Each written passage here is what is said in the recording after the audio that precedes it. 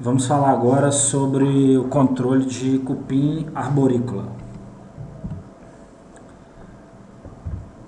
Os cupins arborícolas eles vão receber esse nome porque eles têm o hábito de construir os ninhos sobre as árvores, estão no alto, na copa das árvores.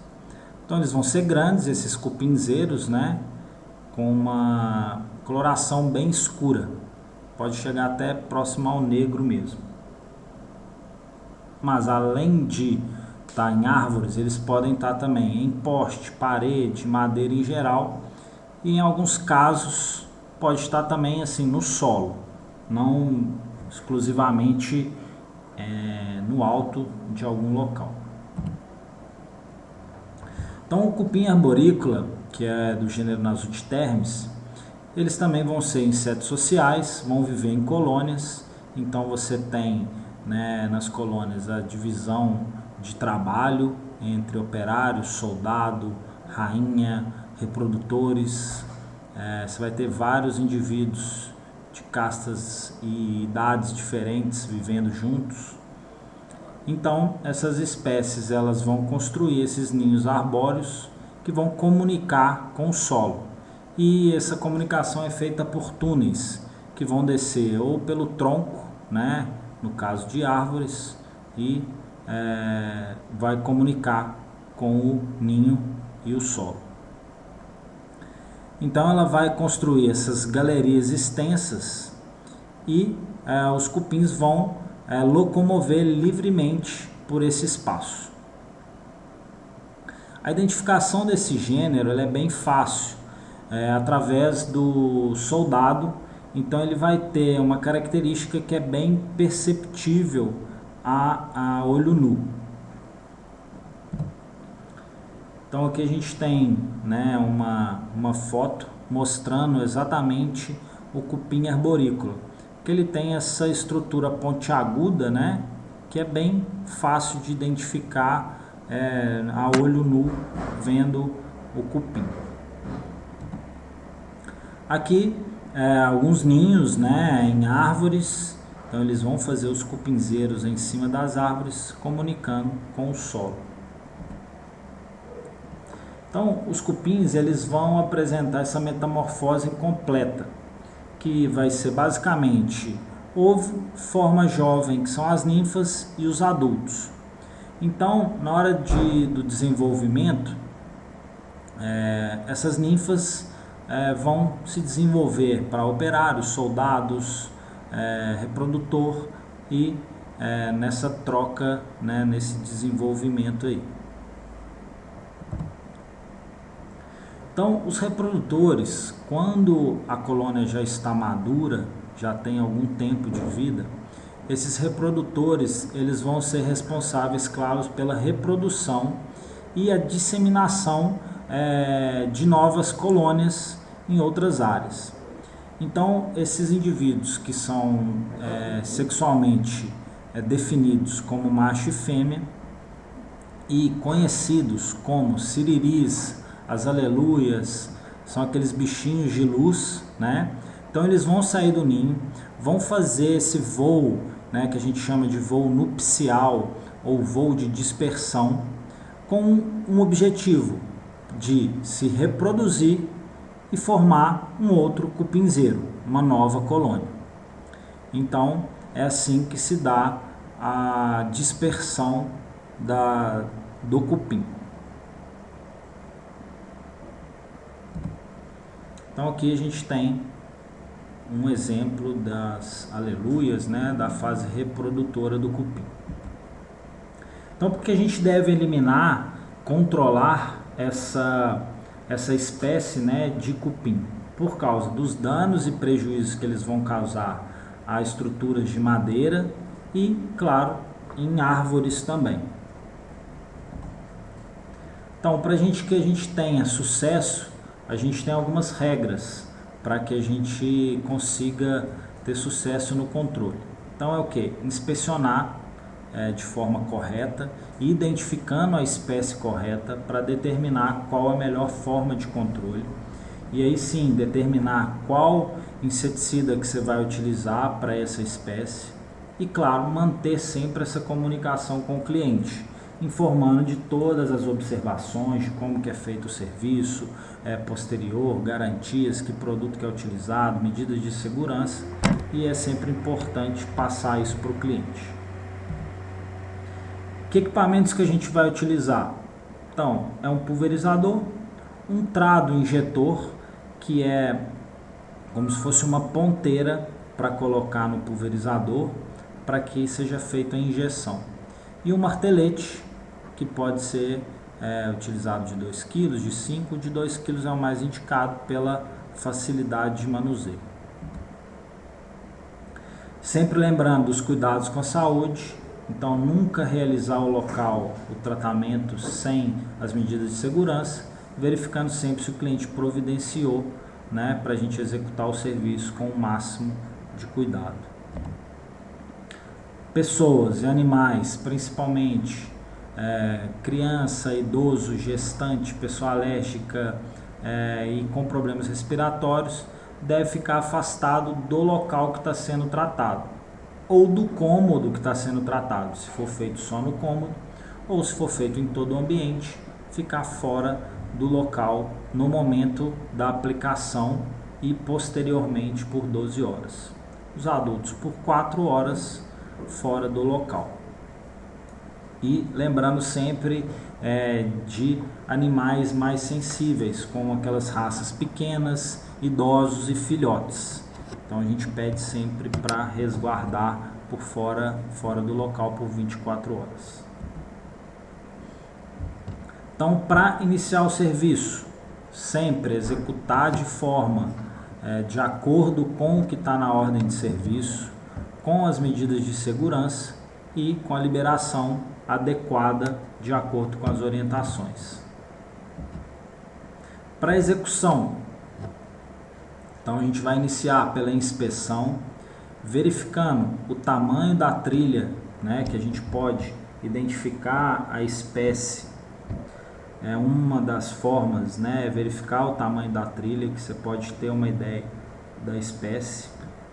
E aí, juntamente com a verificação do soldado, ter a certeza de que é um cupim arborícola, e procurar também a inspeção para encontrar o ninho, para encontrar o cupinzeiro em alguma área próxima ao ponto onde está vendo essas trilhas e os cupins.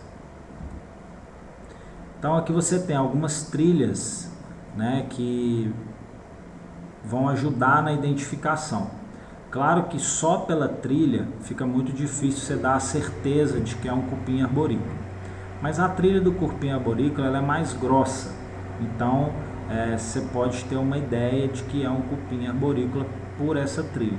Claro que juntamente com outros fatores você vai ter a certeza. Então, mas esses são alguns sinais da presença do cupim arborícola dentro das estruturas, dentro das residências, dentro do ambiente. Então, após essa inspeção, você vai identificar os pontos críticos e traçar a estratégia. E aí você vai orientar o cliente sobre como que são esses procedimentos para execução, como ele deve preparar o local, estimar o cliente do tempo para realizar toda essa operação e orientar os procedimentos de limpeza anterior e posterior ao serviço. Então, o controle em si, a descupinização. Então, após você identificar o local que está ocorrendo o dano, né, e os cupins, né, onde que eles estão, você vai fazer o tratamento. Então, o tratamento, ele pode ser a barreira química, que vai ser o quê? Você vai criar uma barreira protetora na estrutura do local onde você está tratando. Então, constitui na criação de uma barreira protetora entre a estrutura e a colônia, evitando e prevenindo migrações e, consequentemente, danos ao local. Então, essa barreira química, a indicação dela é que seja feita as perfurações e a injeção do produto no local a ser imunizado. Essa imunização pode ser feita tanto antes da construção, então pré-construção. E aí você vai aplicar, né, nas áreas cimentadas de 4 a 6 litros da calda do produto por metro quadrado. Pode aplicar isso através de trincheiras ao redor dos alicerces. Então aí você vai fazer 5 litros de calda por metro linear. Aplicar em pilares, lajes, e aí você pode utilizar tanto o pulverizador como o regador ou outro tipo de equipamento. E também aplicar o inseticida em pó, principalmente nos conduítes elétricos e entrada de tubulação, né, das estruturas, para que o cupim não utilize esses locais de movimentação. E após a construção, você identificar a presença do cupim, você vai fazer o tratamento pós-construção, que você vai construir essas trincheiras ao redor das paredes do perímetro, com de 15 a 20 centímetros de profundidade e largura, e aí injetar de 5 litros de calda por metro linear. Se não for possível realizar essas trincheiras por calçada, concreto, infelizmente impossibilitar essas trincheiras, você vai ter que fazer essa injeção através de perfurações no piso. Então você vai utilizar brocas e furadeiras, perfurando esse perímetro, né, com mais ou menos entre 20 a 30 centímetros de profundidade, e em cada furo em torno de 15 a 30 centímetros também de distância um furo do outro. Aí você vai injetar 5 litros de calda, né, em cada perfuração ou a cada metro linear, tá? Dependendo do terreno, do local, você pode haver o transbordamento dessa injeção antes realmente de você injetar o volume necessário. Então você suspende a aplicação e retorna nesse ponto após alguns minutos, em torno de 30 minutos, para que o produto que você injetou, que está ali dentro, ele vai penetrar e você injete a quantidade necessária. Então dá atenção também em coluna, porão e caixão perdido.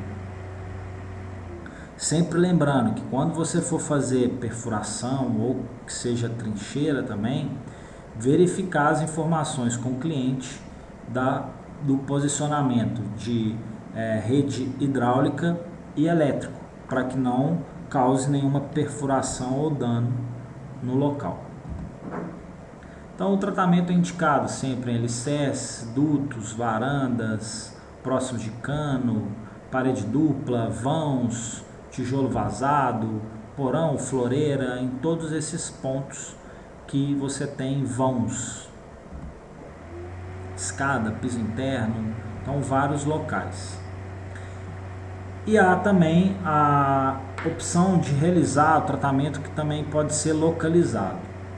Então há algumas situações, né, onde o problema ele vai estar restrito a pequenos cômodos ou cantos da edificação.